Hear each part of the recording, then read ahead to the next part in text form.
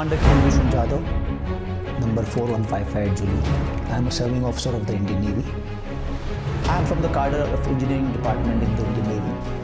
and my cover name was Hussain Mubarak Patel, which I had taken for doing some intelligence gathering for the Indian agencies. I live in the city of Mumbai in India. I am still a serving officer in the Indian Navy and will be due for retirement by 2022 as a commissioned officer of the Indian Navy. After having completed 14 years of service by 2002, I commenced intelligence operations in 2003 and established a small business in Chabhar in Iran. As I was able to achieve undetected existence and visits to Karachi in 2003 and 2004, and having done some basic assignments within India for RAW, I was picked up by RAW in 2013 and ever since I have been directing various activities in Balochistan and Karachi at the behest of RAW and deteriorating law and order situation in Karachi. बिस्मिल्लाहिर्रहमानिर्रहीम। मैं हूं शोएब खान और आप देख रहे हैं मेरा YouTube channel. नाज़रीन, आज मैं जिस स्टोरी के ऊपर बात करने जा रहा हूं वो इंटरेस्टिंग भी है और उसके हवाले से बहुत सारा र्यूमर भी आप मार्केट में सुन रहे हैं। मैं थोड़ा सा ये बताता चलूँ कि जो इंटरनेशनल एजेंसीज़ के नुमाइंदे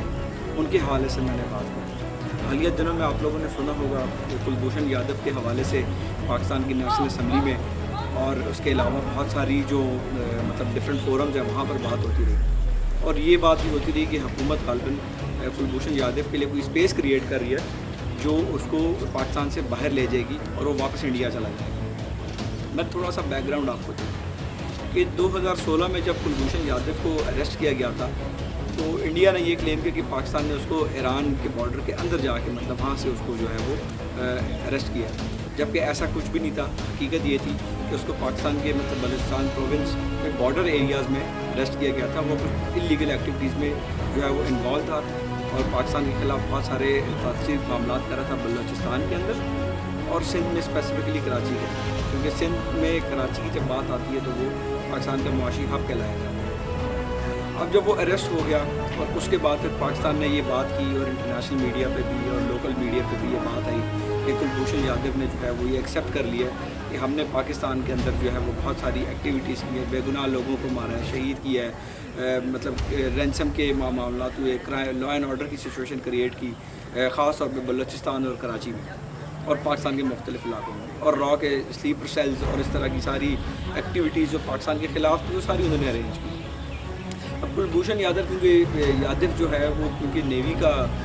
कमांडर है, तो इस रैंक के ऑफिसर ने जो है वो पाकिस्तान में जो है वो इस तरह की एक्टिविटीज़ की और वो अभी तक हाजिर सर्विस है, जो कि 2022 या 23 में रिटायर हो। अब इंटरेस्टिंगली हुआ कि इंटरेस्टिंग फैक्ट ये था कि हमारी नेशनल असम्बली में ये बात होने लगी कि पाकिस्तान गवर्नमेंट उसको छोड़ रही है,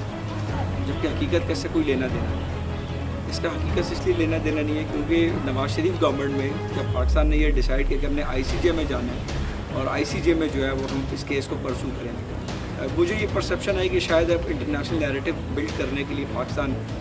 ये काम करने जा रहा था कि हम इंटरनेशनली दुनिया को बताएंगे कि ये एक टेररिस्ट है और इसने हमारे मुल्क में जो वो स्टेट स्पॉन्सर टेररिज्म को सपोर्ट किया। लेकिन हुआ क्या, जब हम ICJ गए वहाँ पे क्योंकि पाकिस्तान के एंड पे वर्किंग इतनी ज़्यादा नहीं थी, केस मतलब इस तरह से प्रिपेयर नहीं किया था, हम ये एक्सपेक्ट नहीं कर रहे थे कि इस तरह का होगा। इनसाइड स्टोरी ये थी कि पाकिस्तान का जो जज साहब थे उनकी तैयारी अच्छी नहीं थी, और उसके अलावा जो वहाँ पे ICJ का पैनल था उसके अंदर एक इंडियन जज भी था जिसने अपने मुल्क के मामलात और मफादात को पहले तरजीह दी। हमारे मीडिया ने ये दिखाया जब केस का फैसला आया कि पाकिस्तान जो है वो केस जीत गया है और ICJ ने ये कह दिया है कि ये जो है वो इंटरनेशनल मतलब ICJ के रूल के अंडर ये एक टेररिज्म है कि ये इस बंदे ने टेररिस्ट है। हम इस बात को खुश होते रहे कि उन्होंने दहशतगर्द कह दिया उसको, जबकि इंडिया अपने मुल्क में ये बताता रहा कि हम केस जीत गए हैं और काउंसलर एक्सेस का मामला उन्होंने कहा है कि आप काउंसलर की रसाई दे दें। अब हालिया दिनों में इस बात के ऊपर हाइप इसलिए क्रिएट हुई क्योंकि काउंसलर एक्सेस देने के लिए पाकिस्तान ने उनको कहा और ICJ की वर्डिक्ट आई थी। اب انفارچونیٹلی یا فارچونیٹلی ہم لوگ UN کے سگنیٹری ہیں، اور UN کے سگنیٹری ہونے کی وجہ سے ہمیں اس چیز کو امپلیمنٹ کروانا تھا. دیٹس وائی ایک پرسیپشن نہیں جا رہی کہ کرنٹ گورنمنٹ پاکستان تحریک انصاف کی وہ محنت کر رہی ہے انڈیا کی کہ آپ کاؤنسلر ایکسیس لے لیں اور انڈیا ہمیں گھاس نہیں ڈال رہی. لیکن اگر دوسرے اینڈ پہ دیکھا جائے جو ریومر یا جو پروپیگنڈا مخالف جماعتیں اپوزیشن پارٹیز کر رہی ہیں وہ یہ کر رہی ہیں کہ پاکستان کلبھوشن یادو کو چھوڑ رہا ہے، جبکہ ایسا کچھ بھی نہیں ہے. اس کی وجہ یہ ہے کہ ICJ کے رول یا ورڈک کے انڈر ہمیں یہ کام کرنا ہے. اگر ہم یہ کام نہیں کرتے تو انڈیا اس کی بیس پہ ایک پلی جو ہے وہ دوبارہ سے ICJ میں ڈالے گا اور پٹیشن ڈالے گا کہ پاکستان ہمیں ایکسیس نہیں دے رہا، اور پھر ہمیں سارا معاملہ دوبارہ سے کرنا پڑے گا، اور الٹیمیٹلی ہوگا کہ ICJ جب بات کرے گا تو ہمیں کلبھوشن کو چھوڑنا پڑے گا. اسی لیے یہ ساری ورکنگ جو ہے وہ بہت زیادہ ضروری ہوگی تھی پاکستان کے لیے. اور کلبھوشن نے خود ہی کنفیس کر لیا کہ اس نے پاکستان میں بے گناہ لوگوں کو مارا، شہید کیا، فوج پہ حملے کیے، آپ کی لا انفورسمنٹ ایجنسیز پہ کیے، مطلب کوئی ایسی ایکٹیویٹی سے چھوڑی نہیں جہاں پہ جو ہے وہ کوئی لا اینڈ آرڈر کی یا کوئی ڈی اسٹیبلائزیشن کی طرف پاکستان کو لے گئے. تو اب ایک مجھے یاد ہے، آپ لوگوں کو بھی اس چیز کے اوپر شاید علم ہوگا کہ جب فارن آفس میں پاکستان کے کلبھوشن یادو کی فیملی ملنے کے لیے آئی تھی ان سے، تو مجھے یہ لگ رہا تھا جو پاکستان کے صحافی حضرات آئے، ویری سوری ٹو سے، بٹ مجھے ایسا لگ رہا تھا کہ وہ پاکستانی میڈیا کی بجائے انڈین میڈیا کو پریزنٹ کر رہے ہیں. انہوں نے کراس کوشچننگ ایسی کی تھی، وہ اپنے اسٹیٹ کا انٹرسٹ بھول گئے تھے. تو ہمیں یہ نہیں کرنا چاہیے، اور ہمیں یہ بھی نہیں بھولنا چاہیے کہ اس نے جو ہے وہ اتنی زیادہ بے گناہ لوگوں کو مارا ہے یہاں پہ، اور انڈین گورنمنٹ اس کو سپورٹ کری تھی. کچھ عرصہ پہلے میں تھوڑا سا اس بات کا ذکر کرتا چلوں کہ ممبئی اٹیکس ہوئے، اجمل قصاب کا ذکر ہوا، اور اس میں ہوا یہ کہ پاکستان نے جو ڈینائی کر دی کہ یہ ہمارا بندہ نہیں ہے. جبکہ کلبھوشن یادو جب پکڑا گیا تو انڈیا نے اس کو مانا بھی کہ وہ ہمارا بندہ ہے، اس کو سپورٹ بھی کیا، اور ابھی اس کو ڈیفینڈ بھی کر رہا ہے، اور گمان نہیں کیا جا رہا کہ انڈیا اس کو واپس لے جائے گا.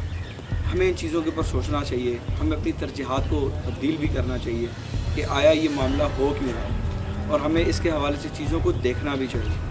کیونکہ اگر ہم یہ بات بھول جائیں گے کہ اگر وہ کہتا ہے میں مرسی پٹیشن فائل کر رہا ہوں پریزیڈنٹ آف پاکستان کے لیے اور اس کو معافی دی جائے، تو ہمیں یہ نہیں بھولنا چاہیے کہ اس بندے نے جو ہے وہ ہمارے ملک کے خلاف کتنی اینٹی اسٹیٹ ایکٹیویٹیز کی، اور اس طرح کے معاملات جو ہیں وہ ڈپلومیٹک لیول پہ بعض کا نیگوسیشنز کے لیے جو ہیں وہ استعمال کیے جاتے ہیں. ایک اور چیز انٹرنیشنل لاء کے حوالے سے میں بتاتا چلوں کہ انٹرنیشنل لاء میں ایک ورڈ استعمال کیا جاتا ہے جس کو کہتے ہیں ایمیکس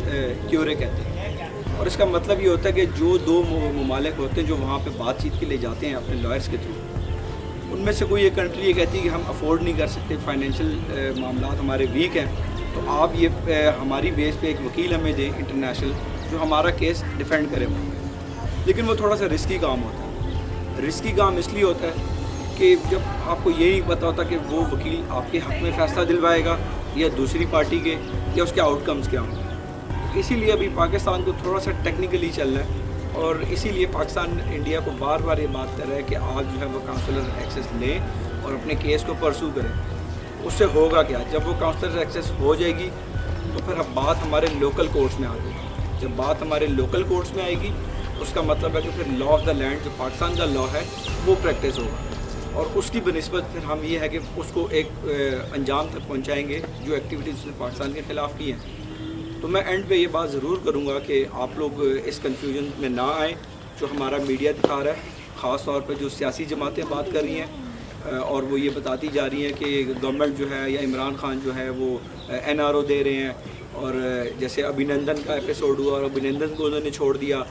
پیس جسچر میں، تو کلبھوشن کو نہیں چھوڑنا چاہیے. ہمیں یہ بھی نہیں بھولنا چاہیے کہ جب ریمنڈ ڈیوس کا معاملہ ہوا تھا تو پاکستان پیپلز پارٹی نے کیا کیا تھا، اور جب یہ کلبھوشن والا معاملہ ہوا تو میاں نواز شریف نے جو ہے اس کا ذکر تک نہیں کیا تھا، کیونکہ ان کے اپنے اسٹیکس لگے ہوئے تھے بزنس کے. یہ ایک بہت انفارچونیٹ بات ہے، آپ کا ہیڈ آف دا اسٹیٹ جو ہے وہ اس